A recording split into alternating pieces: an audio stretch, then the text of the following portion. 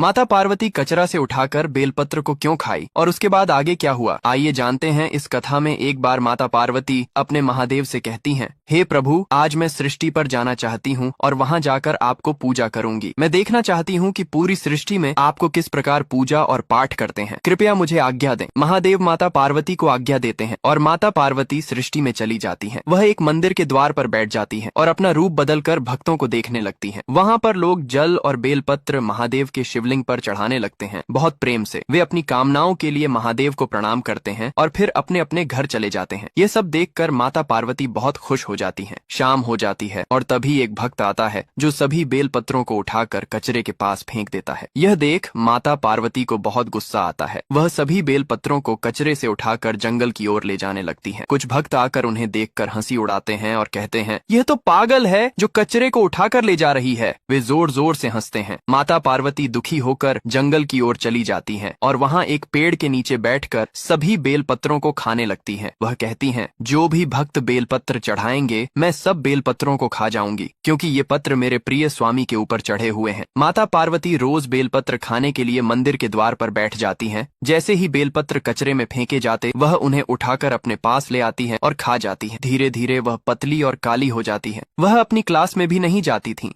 और बेलपत्रों के लिए ही ध्यान केंद्रित करती रहती थी। कई दिन बीतने के बाद माता पार्वती ने एक शिवलिंग मिट्टी से बनाया और उसके पास सो गईं। महादेव कई वर्षों बाद माता पार्वती को ढूंढते हुए वहां पहुंचे। उन्होंने देखा कि माता पार्वती बहुत पतली और काली हो चुकी हैं और उसी मिट्टी के शिवलिंग के पास सोई हुई हैं। महादेव माता पार्वती का चेहरा देखना चाहते थे तो उन्होंने कहा, हे देवी, तुम कौन हो जो इतनी काली और पतली हो? इतनी घिनौनी शक्ल तुम्हारी कैसे हो सकती है और तुमसे कौन विवाह करेगा? माता पार्वती घूंघट से ही बोली, मुझे ऐसी बात मत करो और मेरी सूरत को देखकर हंसी मत उड़ाओ। तुम्हारी सूरत भी तो कोई खास नहीं है। महादेव ने कहा, मेरी सूरत कर्पूर गौरम करुणावतारम है, संसार सारम भुजगेंद्र हारम है, सदा वसंतम है। तुम मेरे सामने कुछ भी नहीं हो। माता पार्वती दुखी होकर जंगल की ओर जाने लगी। महादेव ने उनका हाथ पकड़ लिया और अपनी गंगा जटाओं से उन्हें स्नान कराया। इससे माता पार्वती का चेहरा सुंदर और आकर्षक हो गया। माता पार्वती खुशी से महादेव के गले लग गईं। महादेव बोले, हे देवी, हम तो तुम्हारे प्रेम में हार गए हैं। तुमसे बढ़कर इस सृष्टि में कोई भक्त नहीं है। तुमने मुझे अपने प्रेम में हरा दिया है। अब मैं और भी शक्तिशाली हो गया हूँ और मेरा प्रेम अमर हो गया है। इसके बाद महादेव नंदी बाबा पर सवार होकर माता पार्वती को लेकर चल पड़े। तभी महादेव बोलते हैं,